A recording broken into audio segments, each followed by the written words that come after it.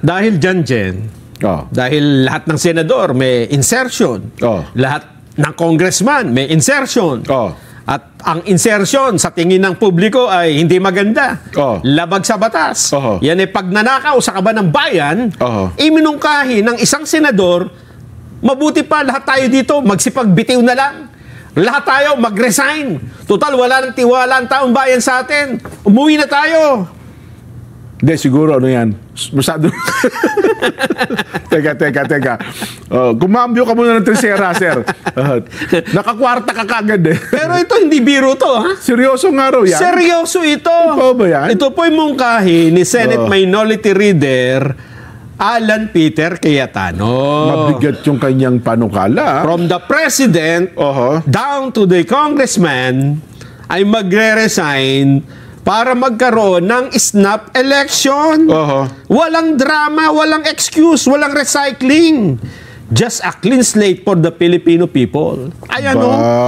Mag-resign tayo lahat. Tapos, ang ipapatawag nating snap election, bawal kumandidato yung mga incumbent. Yung mga luma, wag na, yung mga bago na ang ihahalal nating presidente. Ayun ba sinasabi niya? Vice-presidente. So, halimbawa, yung 24 na senador, incumbent kayo. Resign lahat. Hindi sila tatakbo? Hindi pwede tumakbo. Akala ko pwede mag-re-election. Hindi po pwede. So, lahat nilang sitting congressman ngayon? Yun ang gusto niya. Yung 300 plus?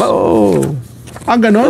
So, si Pangulong Bongbong hindi tatakbo? With one important addition, no incumbent from the above can run for one election cycle.